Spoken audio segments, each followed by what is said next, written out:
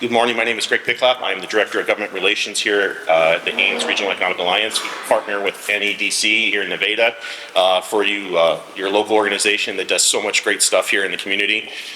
Today we are talking public policy and special election in Nevada. So a format is a little bit different. I'm going to give you an update. Two of our candidates had conflicts that were unable to make it this morning. So instead of a traditional forum debate back and forth, we are going more roundtable. We're going to open up to questions to the audience. Every candidate, whether they were coming or not, got the same questions ahead of time. So they were my questions. So they were able to know in advance the topics of discussion for general economic development matters. However, your questions are open to the general public. So you can ask questions, Q&A, anything you wish and want to know from our candidates here. I'm going to pass it off for general introductions, but I want to thank our two candidates that did come to this morning. A full room is a great room, especially when you're running for public office. It gives you the chance to talk to voters. So I'm going to pass it off to our first candidate right now, Melissa. Hi, I'm Melissa Muschick. I'm the current seat at the City Council, Ward 2. I am from Nevada, graduated in 2003. I have a 18-year-old daughter who knows everything and a 15-year-old son. And so we'll be graduating her this year, and very excited that she's following her dad and I in graduating from Nevada. I work at Discover Ames in Ames, and that's in tourism. And I'm pretty excited to be here.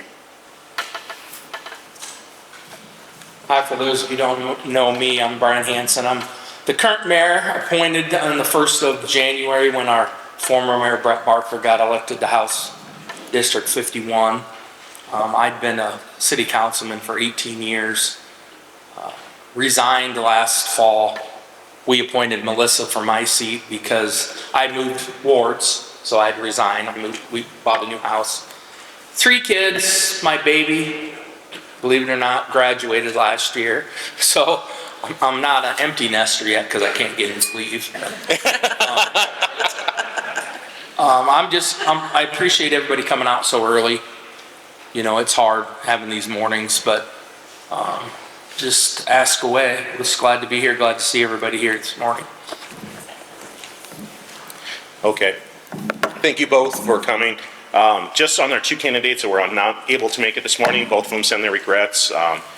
Brian had a work conflict that he was unable to adjust to be here for this morning event, and Luke was unable to attend because of a family condition that he needed to take care of out of state. So this contact, I just want to thank also to Dennis here with the League of Women Voters for Ames and Story County.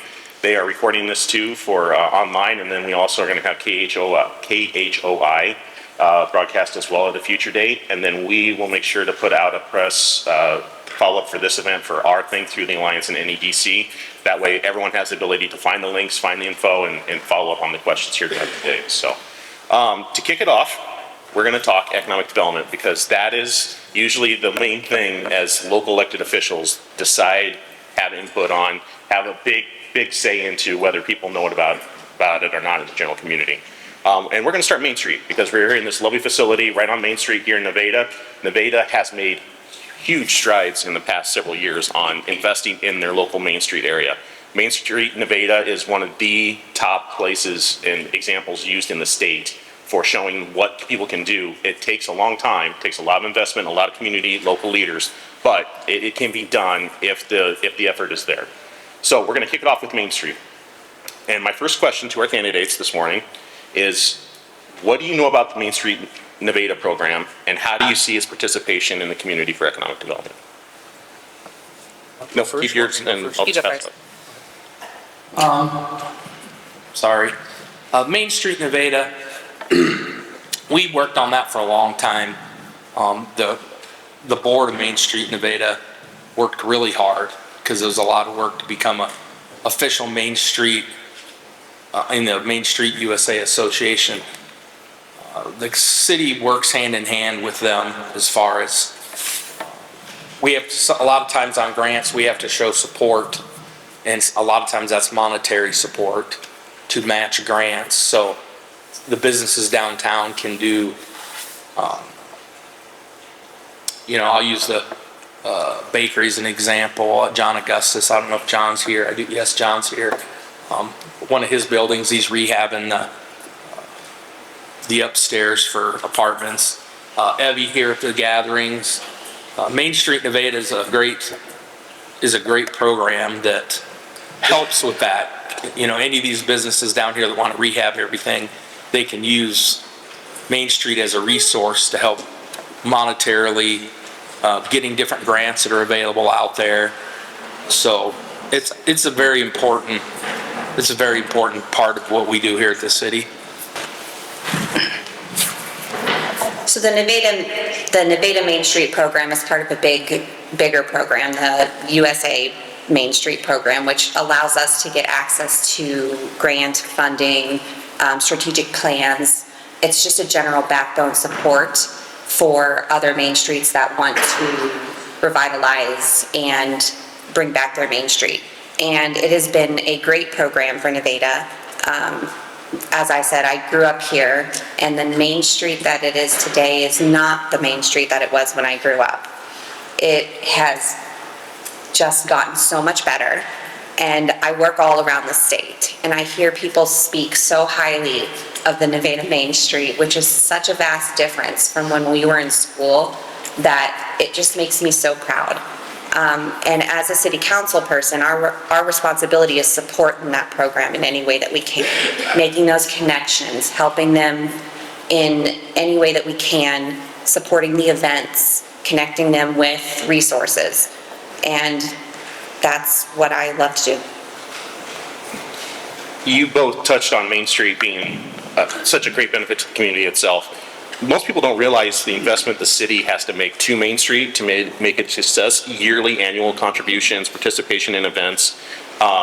Main Street, Iowa, through IEDA and down in Des Moines, makes a point to say that if they do not have city participation in that category, it takes a heavy lift.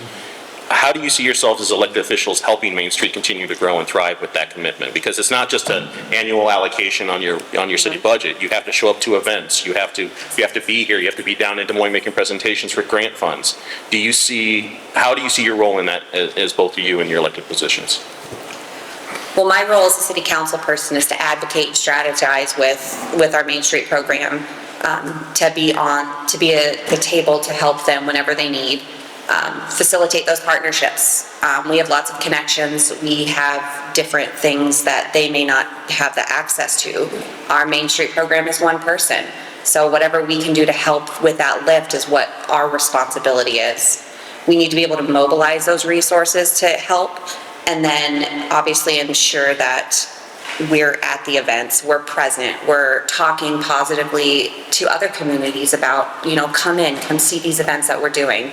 Nothing is gonna grow if we don't bring in people to the events, to Main Street, so that they can shop and spend their money here.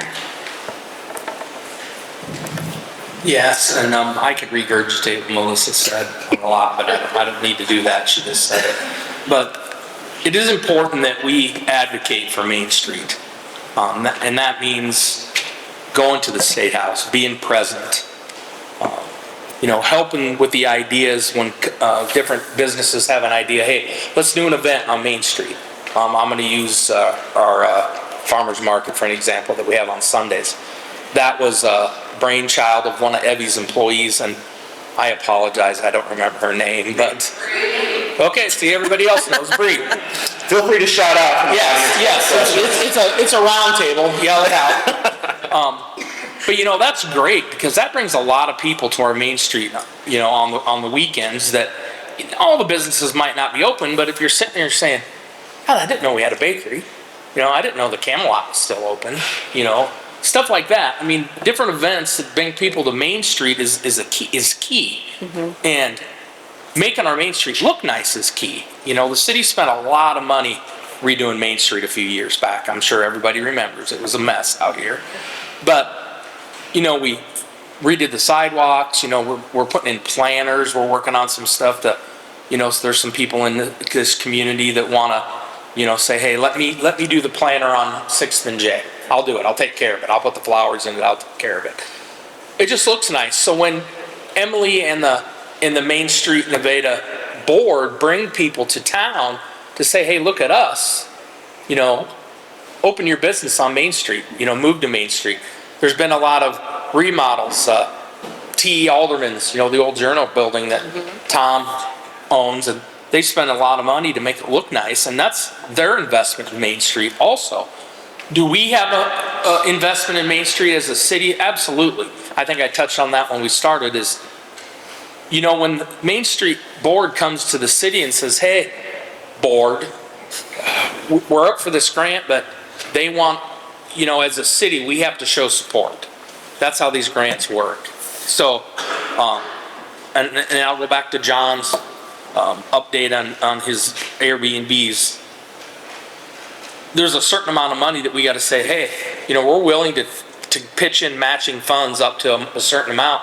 Then they look at that in the thing and say, hey, all right, you know, the city's in too. It's not just some individual that just wants to redo their thing, you know. So Main Street debate and the city going together on these things is key.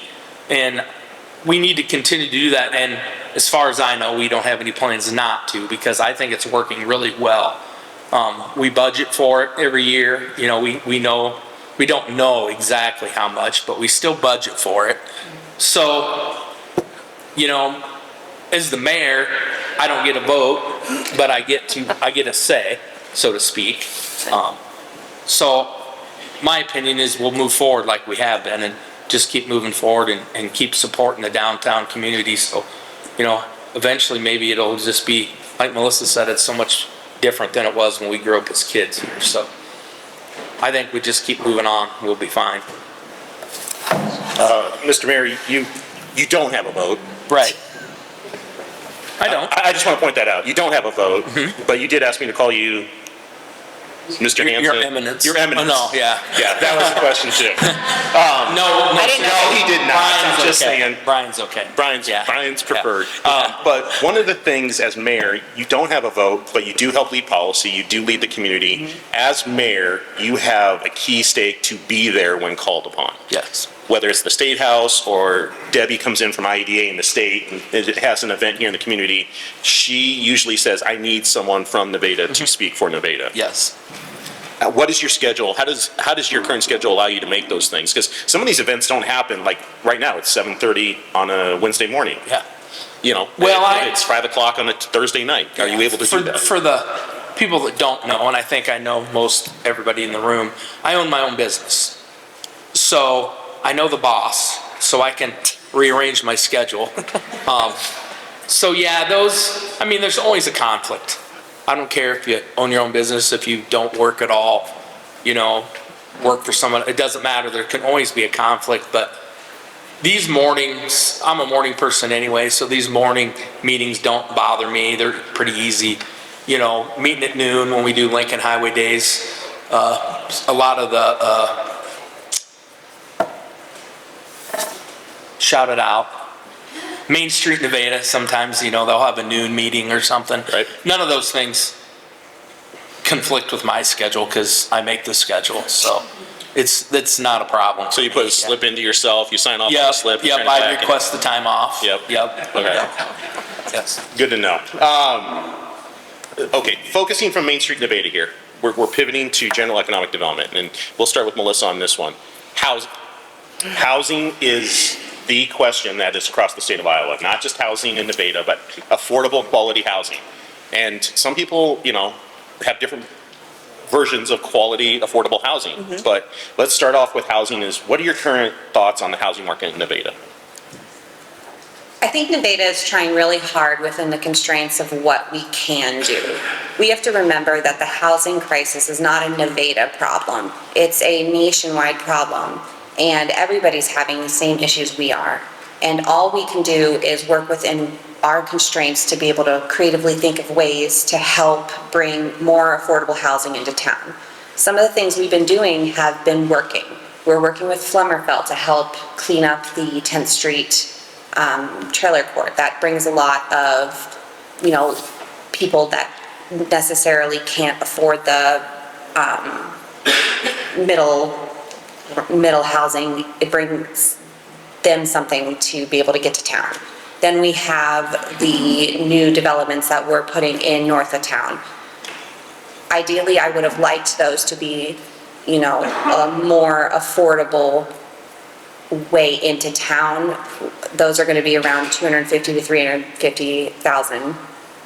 I would have liked to see them under 200,000, but we're in the middle of a price crisis too. Like, we've got the labor, the cost of materials, the cost to borrow money. Everything is really expensive right now. All of those things that we as Nevada cannot control. So what that's going to do is that's going to open up the market for those more affordable houses as people move up into those. And so then that's going to open up the market into, single family homes. So if we've got young families that want to move into town and they can't afford 250,000, they might be able to afford $150,000 to $200,000 homes that are going to be open from that. And so these are the types of things that we are trying to do to try to bring in people with the constraints that we have. Yes, from his question, what do I think about the housing in Nevada is, right now it's skinny. I mean, I was gonna ask Mark when I walked in here, and he's in here. There's usually not a lot of houses for sale in Nevada. And when they are, they get sold. Wow, they get sold right away because people are looking for, especially like affordable. And then what is affordable? That's a big problem anymore. And we have some houses getting built. I don't know if we know the price points yet on those houses. It would be nice, when we say affordable housing, what is affordable? I mean, what's affordable to Melissa is different than what's affordable to Tom, or Dan or somebody, Everybody's different, the wage market isn't rising like the rate of inflation is raising on everything else. So it makes it hard. We have some different projects. They're talking about apartments at the old hospital, which is a hot point right now, is how can we do it? How can they do it? How can they keep it safe? How can they keep it clean? How can they keep it not invasive to the rest of the neighborhood? All those things are important, not just, would it be nice to have 60 really affordable units to rent in town? Absolutely, but not at the price of everybody else in that neighborhood. So we have some work to do there to get that. And there's other projects going on in town. So, if we can get that affordable, we have some big companies that have came to town. There's some others that want to come, but you got to have somewhere for them to live. We don't want those people to leave. We don't want them to live in Cambridge or Cola. We want them to live in Nevada. We want them to support our businesses in Nevada. So housing and affordable, and I hate that word because what is affordable? I mean, we'll stop there because I could hop up, probably not hop, but I could get on my soapbox pretty easy on the whole affordable housing thing. But yeah, housing's important, and we're working on that, and we will continue to work on that. If that's tax abatements, we do some of that already for new houses, but I'd like to see us maybe get some program we can help people that are not necessarily even first time, but buying a house in Nevada. It doesn't necessarily have to be a brand new house to maybe help them with their tax abatement. Right now it's a new house. If you want a tax abatement, you got to build a new house. Well, not everybody's going to build a new house, but if we can encourage someone that's renting to buy by giving them some sort of incentive, whatever that may be, I think that's something that the city needs to look at and probably will look at. So touching on housing and going back to both of you mentioned, whether it's affordable or it's quality, there's so many different terms out there. LMI, workforce housing, everyone has a different term for it. One of the things the cities look to is what kind of incentives can you offer to increase housing stock? You both touched on incentives and abatements and things like that. Currently, Nevada offers an abatement to new homeowners directly to build a new home.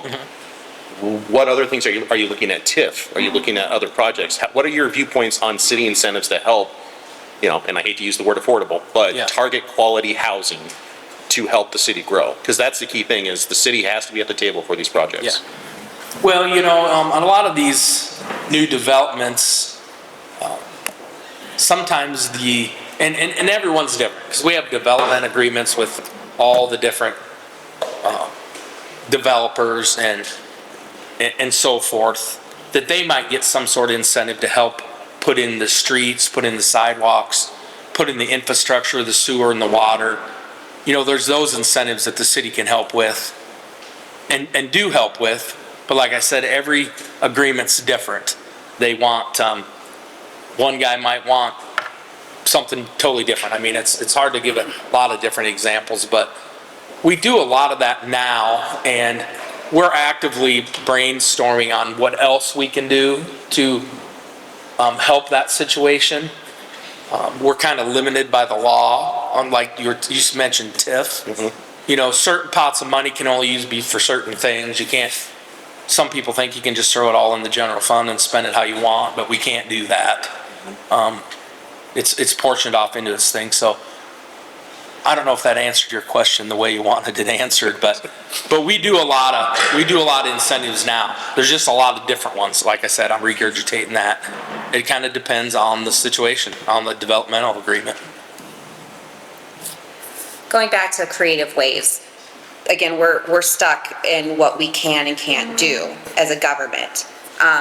We have to look at outside of the box solutions to be able to bring more people into town and to be able to help with that. Outside of incentives, there are things that potentially could be helpful. If we looked at maybe changing some of our policies, is there something that's costing too much in our ordinances, or something that is prohibiting people from building or coming in here? Or are there things that are more costly to developers, or even just somebody that lives in a house and wants to renovate? What's costing them to not put that money into their house? Infrastructure. My ward is in Original Township, and some of the infrastructure in that area is pretty old. And so if you're looking at wanting to buy and renovate a home in that area, it's going to be tough when you look and say, well, the sewer system is going to back up into this house. Why would I put the money into that? And so making sure that we are prioritizing those areas of infrastructure that really need to be prioritized, as well as looking at building new. It's a balance. That's what we need to be able to do. Moving on to something you just both touched on the housing question, economic development in 2025. It's no longer just chasing smokestacks, which is the term that used to be is you get that one big employer to land in your community, it's going to solve all your problems. Now it's quality of life. Now it's Main Street. Now it's housing. Now it's all these little things that people didn't even consider economic development 40 years ago. How would you define economic development, and why is it crucial to making Nevada a great community now compared to 20 years ago? I mean, Mr. Mayor, you said you were a council member for 18 years. How have you seen that arc switched in 20 years? And Melissa, to your question, you're the fresh eyes for the council. How do you see it now compared to where you want to go? Yeah. We've, in my span, so to speak, Main Street, and I'm going to go to Main Street, has changed so much, it's unbelievable. I mean, even where City Hall is now, a lot of us long timers, and you people out there that have been in Nevada a long time, we were kind of a train wreck for a little while on Main Street. I mean, it just didn't look good. It wasn't appealing. I mean, you drive down Main Street and it's like, well, there isn't really anything here. There's an old crappy building here and an old crappy building there. And when the Main Street program came, I mean, there were some owners that were trying to do some stuff, but it wasn't really affordable, and it didn't make sense. Now it can make sense.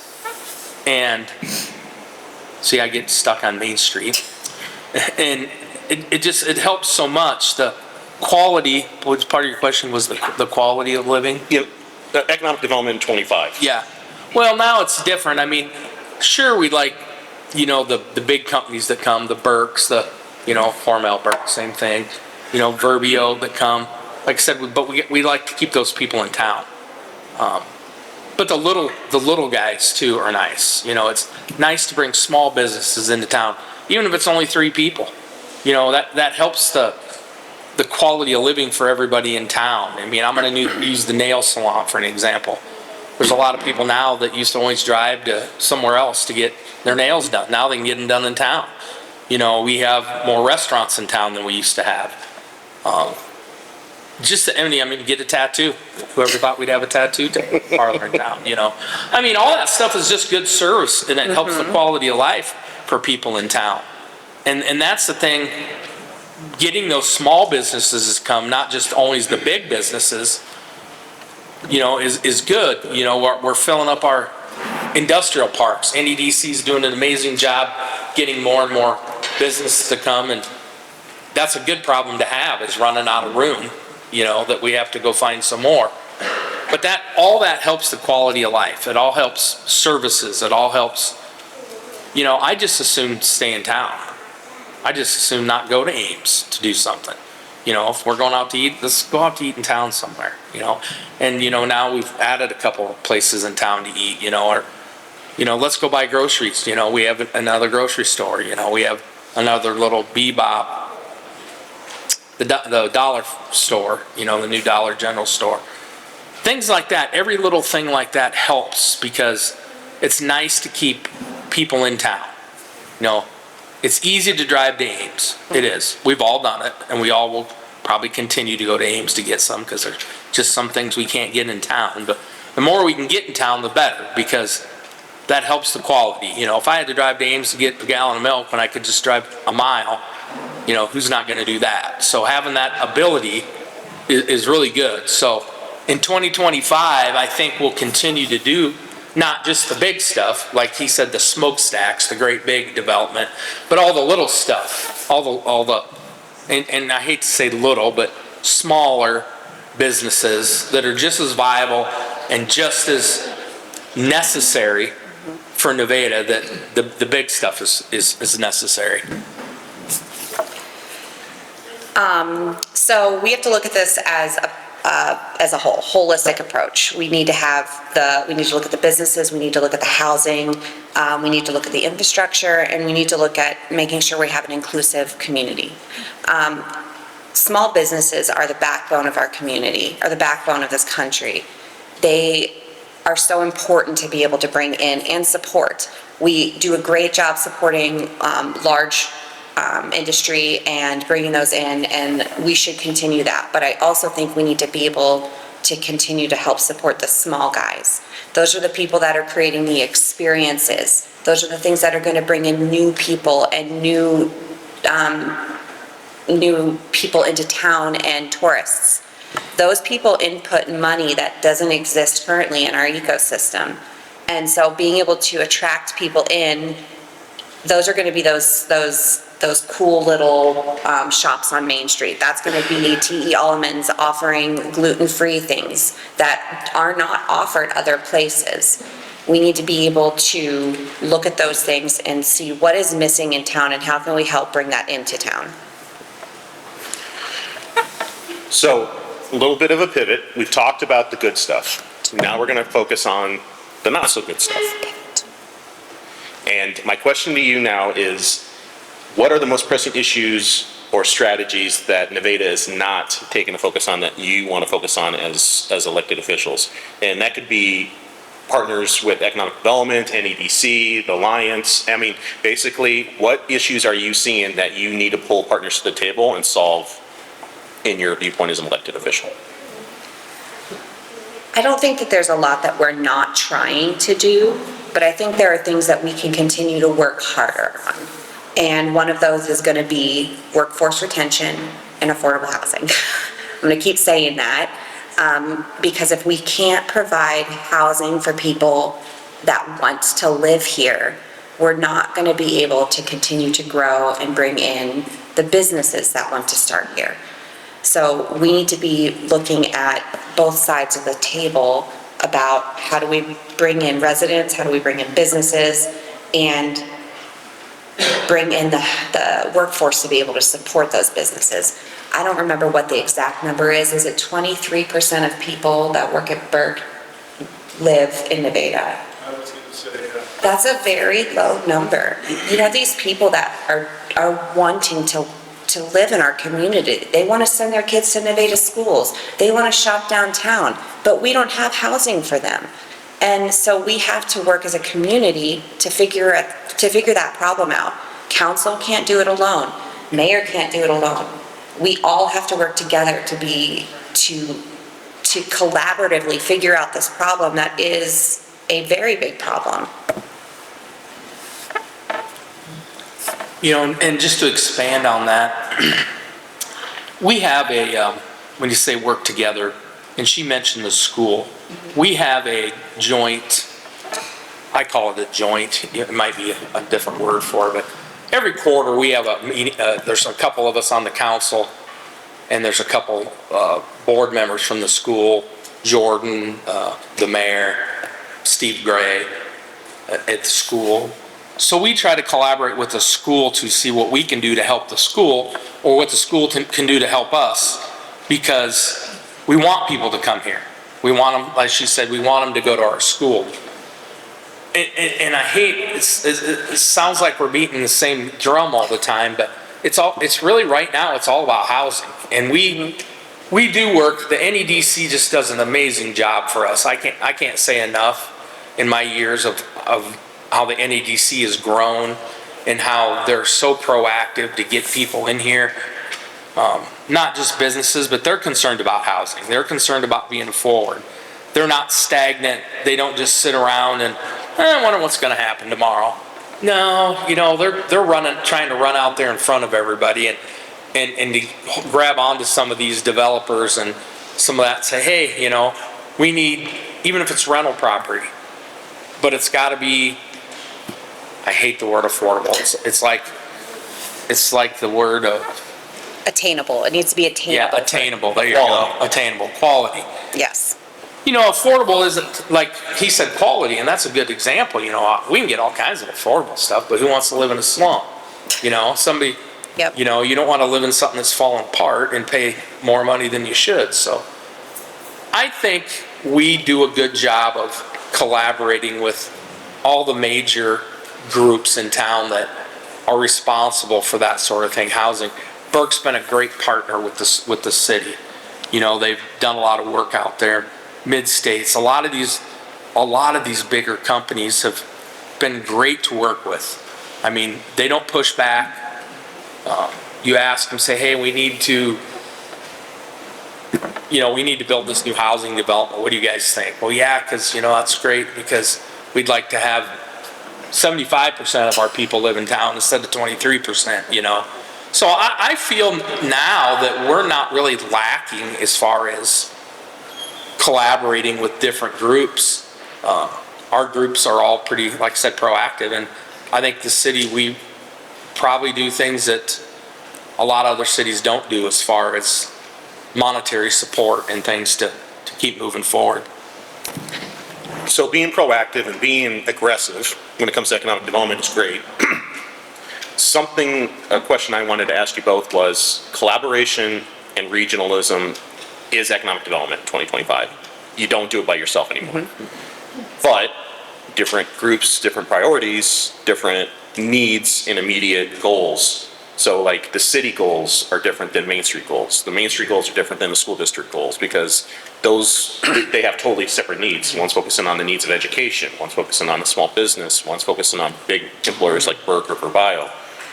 And then you have different political affiliations. City council is nonpartisan, but you have supervisors who are at your table working with you, and the state house is different party affiliation. How do you see navigating this in 2025 with the tempers we're seeing? Well, I think the city, you know, Main Street, the school, we might have little different priorities, but it all still comes back to the same thing. You know, if the school benefits from people coming to town, obviously, because the enrollment goes up. That helps theirs. You know, Main Street is beneficial for more people to come to town because more people shop down here. The city is beneficial because, you know, it's all about the tax dollars at the city. You know, the better infrastructure and that stuff we can do is, how do we pay for that? Well, we pay for it with tax dollars. So I think negotiating all that, we are lucky at the state level that we have someone like Brett Barker, you know, a local that's at the State House. Brett and I have had multiple discussions about stuff going on down there, what's going to make it out of committee, what's not going to make it out of committee. And that's nice that we have somebody so close. And our supervisors are pretty easy to work with too. they have always been acceptance to what we do. We really don't get a lot of pushback from the county. We say, hey, we want to do this. We want to do something that's maybe borderline county, city, you know. I'm newer to the mayor's spot, but not, like I said, the whole system, so to speak. But I see moving forward, I think if we can continue to have those relationships with those main groups, 2025 hopefully will just run the course. I like the word even keel. You know, I like it just to run along, do what we do, you know, continue to have those relationships and continue to move forward and make this everything better. Collaboration is key, and being able to see perspectives from everybody's angle is also key. We can't get anything done alone. As a city council, as a member of the city council, my vote is only one. I only count for 1/6 of the vote. So if I can't get along with my council members, and if I can't get along with some of the other organizations that we work with, we're not going to move that needle. We're not going to be able to get anything done. When you're in a position where you have to look out for everybody, you have to be able to take concessions, and you're not always going to get everything you want, and they're not going to always get everything they want. There has to be a collaboration. I always look back at people. People are the focus of what we're all doing. It all comes down to the human. What do we want as people? What do we want our community to look like? We can always find something that we're all going for together, whether it's the school and the NEDC, or the school and even industry. You know, there's collaborations and partnerships everywhere, and there's nothing I, as an individual, can do alone. I need the collaboration and the support of everybody around me, and that's just what we need to do. All right. At this time, I'd like to break up our rhythm here. If you have a question, please raise your hand, and we'll start going around the room. So this is kind of on affordability, which I kind of see as in a competitive market, just a little less than the other guy, a little lower price. And my question is, with the city, is there any city budget? How do you ensure that the city budget is as low as it can be? It's a great question. It's always moving. The budget is always changing. We can't tell the future what policies are going to be, or what the tax structure is going to look like. So a lot of what we're doing is pivoting and looking at what is the most necessary things that we need to focus on. And as a city government, our main responsibility are to the basic needs of the community. You know, the police, the fire. Those are the things we have to focus on. And then what sucks, though, is when you start getting cut expenses, then we have to start cutting things that we don't want to have to cut. You know, programming, human service things. Those are things that are really important to a community, and it's all based on what our budget is and what we can spend it on. We need to do smart growth, and we need to look at it responsibly and make sure that every dollar that we are spending of those taxpayers' dollars are spent in a way that the community wants us to spend them. We're here to do what our community wants us to do, and that needs to be taken into account almost all of the time. Yeah, our staff does a really good job of getting us the numbers, being on the budget committee. Jordan, our administrator, Karen, Aaron, the girls that work the office, you know, they have to pretty much go through and say, okay, the state's going to roll back the property tax. They're going to let us raise it. Do we need to raise property tax? Can we leave it where it's at? And they kind of give us a number, but then we have all of our department heads say, hey, I'm gonna need a new police car this year. I'm gonna need a new dump truck this year. So we have pretty good numbers when we're going into the budget.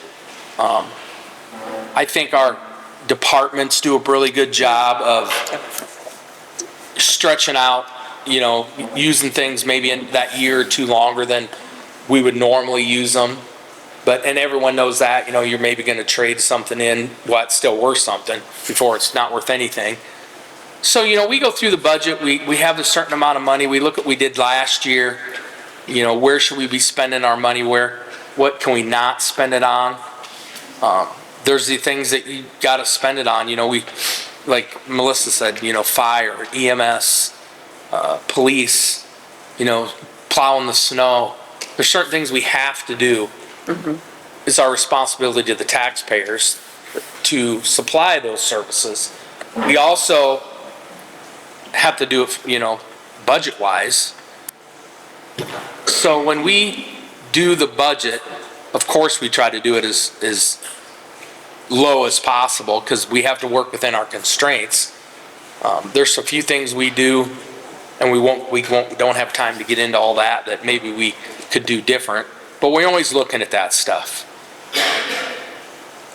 And like I said, we only have a certain amount of money to work with, you know. And as Melissa said, there's a lot of times during the year we have to do an amendment to the budget, you know, maybe that's added or subtracted because it's a moving target a lot of times, you know.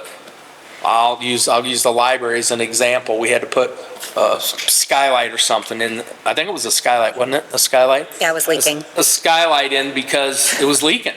You know, we can't be having it leak all over the books, and it was just something that happens and it comes up. You have to fix it.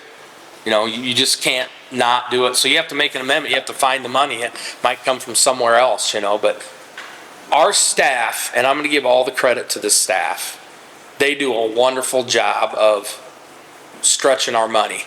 You know, so we try to do the best we can do for the taxpayers with the amount of money that we have every year.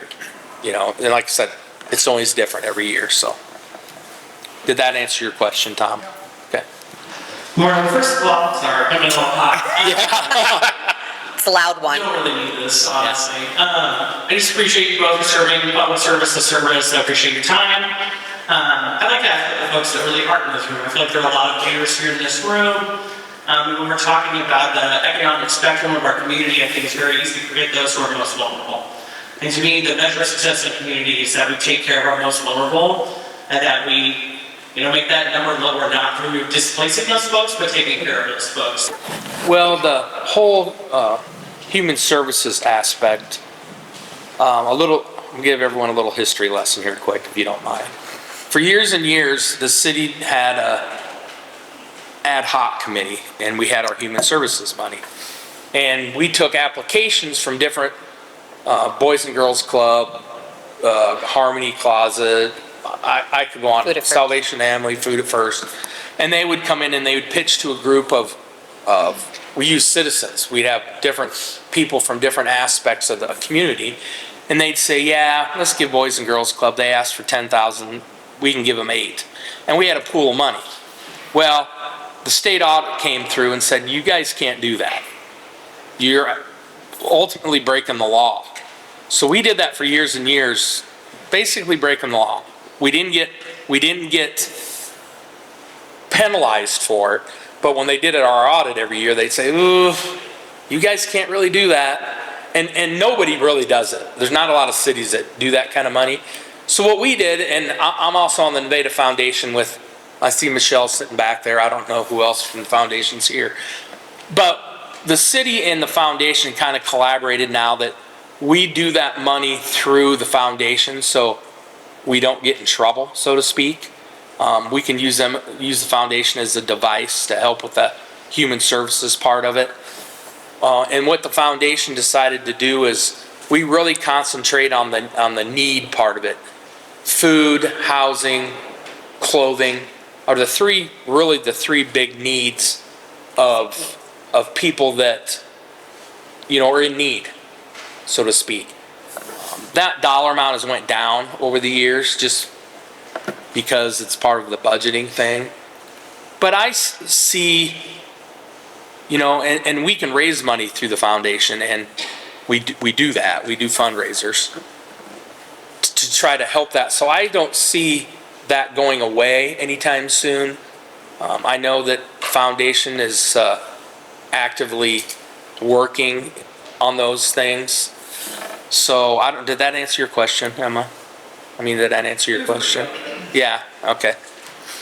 So I'm on the Human Services Committee as part of my position on council.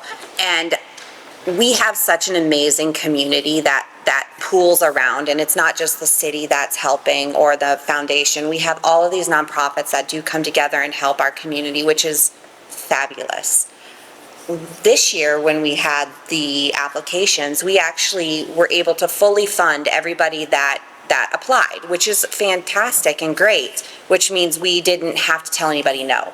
Now, we did have to cut some down because they didn't follow the guidelines of the basic needs, and that organization was totally fine. But as far as we didn't have to turn anybody away from that, so that number that we have isn't turning people away, is what I'm saying. Could we do better? Yes. But that's going to come from private, public partnerships, because the city can only do so much.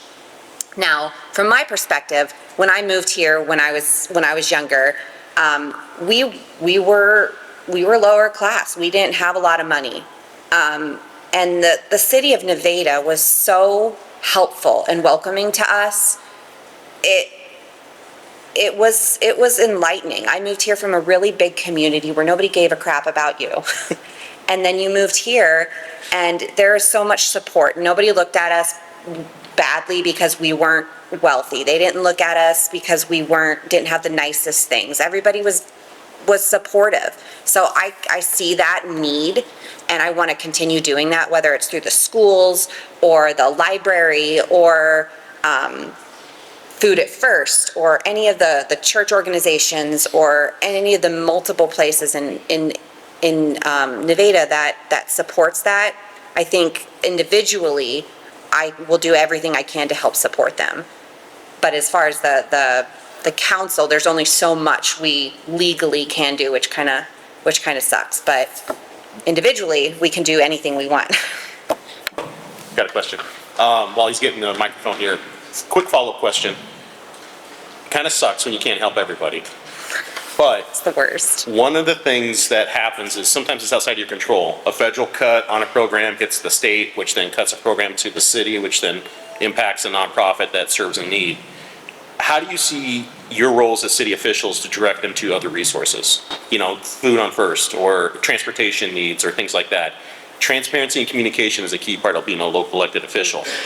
How do you like things happening in the city, and where would you like to see things better on transparency? Well, making sure we have those connections with those organizations, constantly having continued conversations, and so we know what they have and we know what they're looking for. So if somebody comes to us and we can't help them, or me as an individual, I'm going to try my darndest to try to find somebody that can. I'm not going to just ignore somebody's request. It's really important to me as a human to be able to help people, and it really is hard when you are stuck in this constraint that you can't. So I'm going to look outside the box to try to be able to figure out, how can I help this person? As far as transparency, I think we do a good job at making sure the information is out there. I think what is hard is government in general is pretty intimidating to the general everyday person. And some of the things that they're hearing, they may not understand. And most people don't want to go and do the research, which is human nature. So how can we, as a city, make that a little more easier to get to them? We do a lot of things to try to get to them, and there's only so much we can do. And it's like you can bring a horse to water, but you can't make them drink. But what are the things that people are missing that we can do? So one of the things I've been trying to do is after a city council meeting, I'm trying to simplify that meeting in a way that's giving detail that everybody can understand.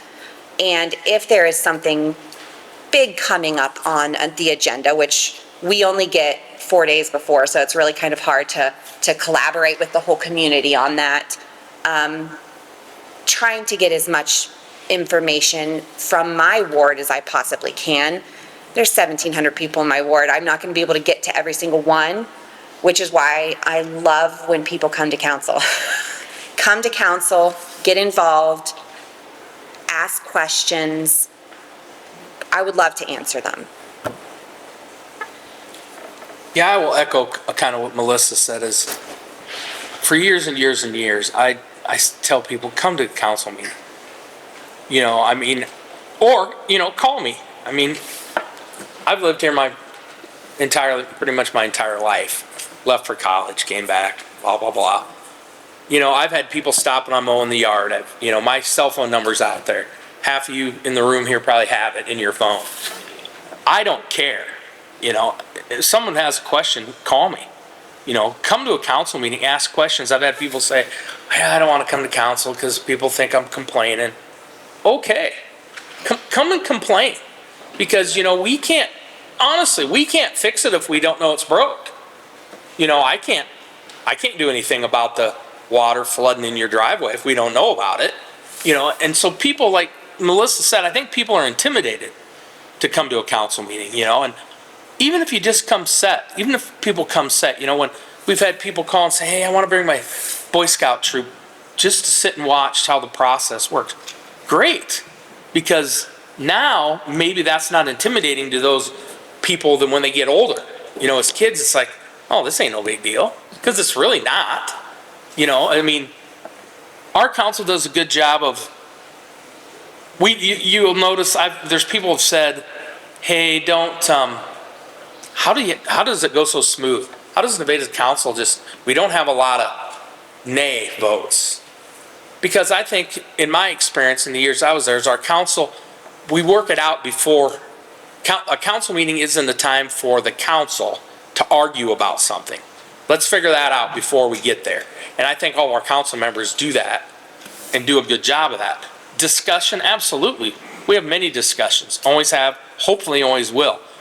If the public comes and wants to talk, we never turn anybody away. You'll hear us read this little public forum. Yeah, you only get 5 minutes.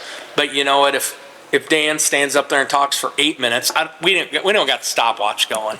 You know, we don't care. You know, we really don't. We want people to come and talk. We want people to come and give their opinion. You know, like I say, it's we can't fix it if it ain't broke type thing. You know, so there again, I don't know if I answered Greg's question or not. Okay, good. Thank you, Mr. Mayor. Questions next? He's been waiting Joe? patiently. Good morning. I'm Joe. My name is Joe Anderson. Main Street has been a primary topic of conversation here this morning, and I think everyone in the room can agree with all of what's happening at Main Street.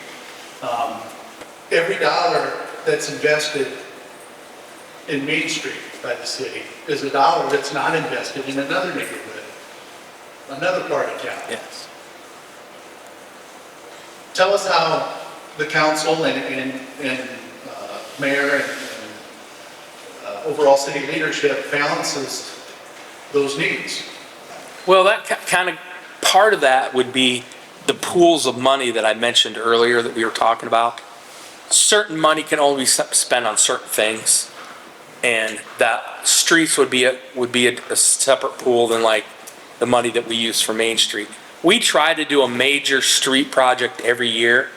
We have a list at City Hall where we're prioritizing, hey, what's the worst street in Nevada? And everyone in here probably has an opinion on which one that is.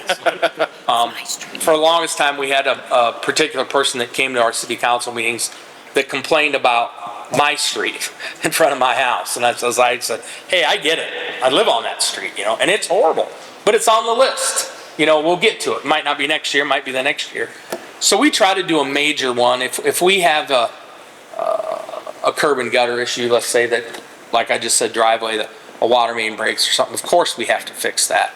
But we try to prioritize a street project every year.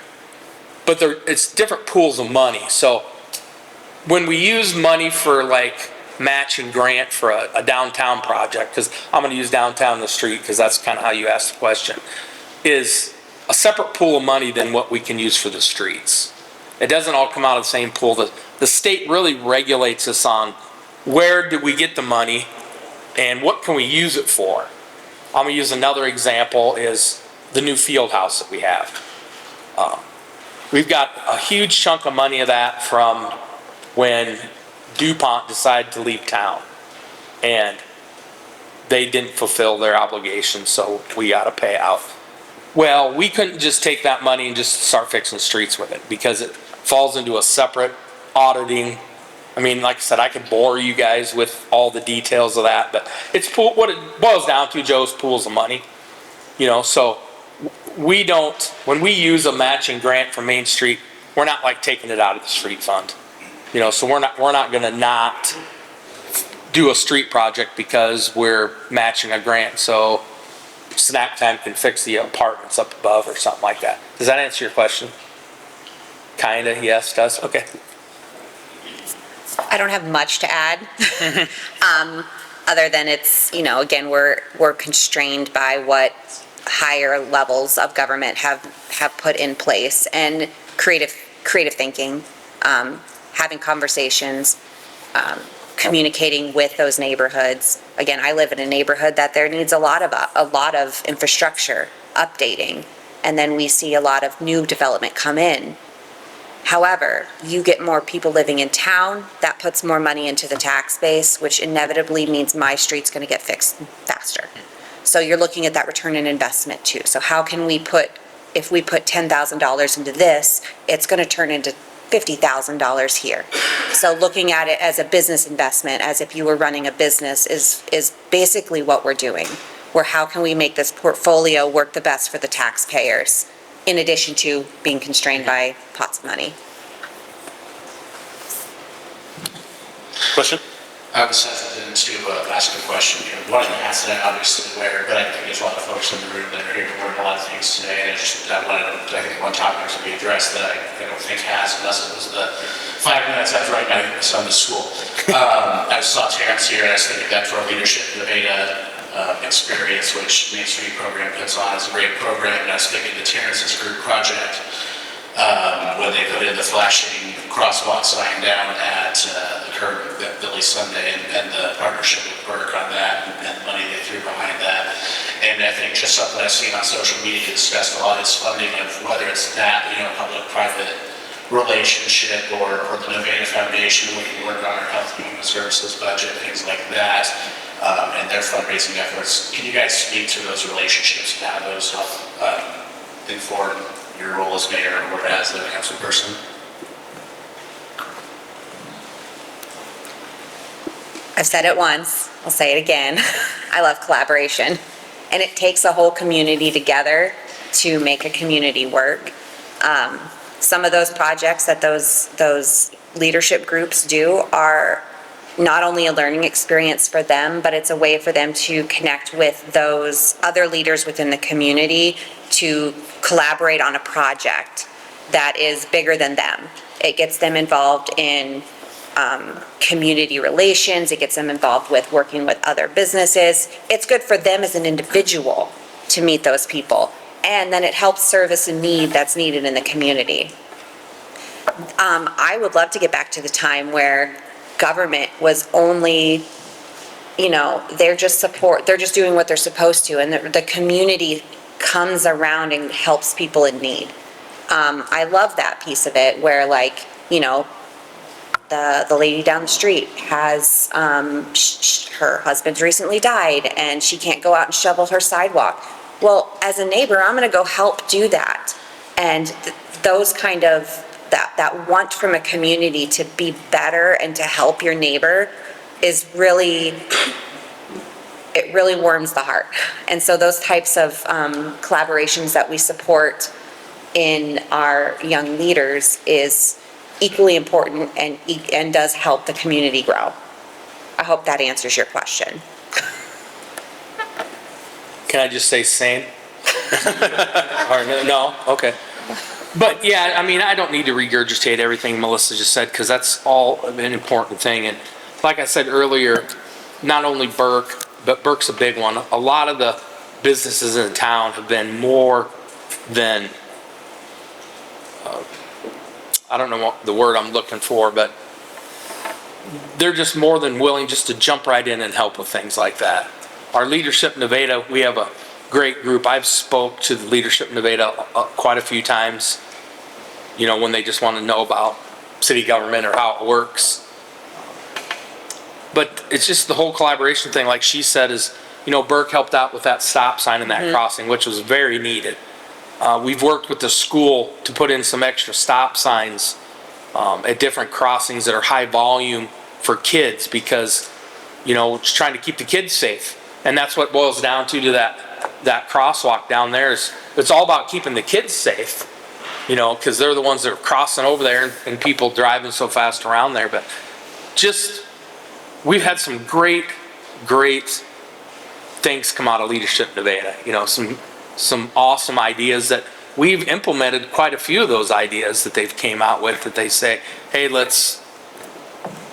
I can't even remember them all, but we just have. And Leadership Nevada is a great thing, and I hope we continue to do that. I think the plans are to continue to do that. And some of our city, you know, I think, Dane, have you done see Leadership Nevada? You know, different people on the different boards, even NEDC, our city council, Main Street Nevada, a lot of those people have done that Leadership Nevada program, and different businesses give enough time and care enough to have their employees, and I'm going to use Terrence because he brought it up, you know, use Terrence as an example. Burke allows him to take the time to go do that, and that's great for our businesses to do that. You know, they don't have to do that. They could say, sorry, you got to work today. I can't let you off to go do it. So that's the whole, Melissa stole my thunder, collaboration thing, you know, so that's, I mean, that's my opinion of the whole Leadership Nevada thing. I got to follow up. Got to follow up. It also comes back down to the pool of money. Those things are probably on the list of things to do. But if we have a group of people who want to push through and find that public or private funding to be able to move that forward, I think that's great. It gets done faster. And I would never say no to somebody wanting to help in their community. Same. All right, anybody else? All right. Okay, so to wrap us up, so I want to provide time afterwards for anyone to talk one-on-one with the candidates if they wish to. We're going to give everyone a chance to have a closing statement. Okay. Because you didn't agree to it, but I'm telling you, you're going to have a closing statement. Greg, whatever you want. And we're going to have a closing statement, and then I just want to, once again, thank you both for making it this morning. And I want to thank the NEDC and the Ames and Story County League of Women Voters for this great event today and to be able to do this. Civic engagement, I think we can all agree, is very needed, and good quality discussion is even more needed. So having the ability to do that this morning, have a great breakfast, have a great discussion, and listen to candidates is always a win-win for the community of Nevada. So I'm going to pass it off, and because Mr. Mayor was so nice to me and told me I could do whatever I want, I'm going to give him the first one. Well, I'm not going to get long-winded, which is a surprise for everyone here. First off, I want to thank everybody again for coming today. I appreciate that the council and the city has trusted me enough to fill the mayor's spot when Brett had to resign. I hope to continue that on. At any time, like I said, my phone number, my email is out there. And anytime if anybody needs anything, I think you people out there that know me know that's anyway, you know. But yeah, I just think we're doing some great stuff. I want to especially thank the League of Women Voters. They tried to do a thing earlier. I had a health scare. I was in the hospital for a while, and they really worked with my schedule. Greg has worked around with my schedule. It's disappointing that everybody couldn't be here. It'd be nice so everybody in the room could get everybody's opinion, but things happen. I understand things happen. So thanks again for everybody coming, and I hate that saying my door is always open, but it is. So if anybody ever needs anything, just reach out. No problems here.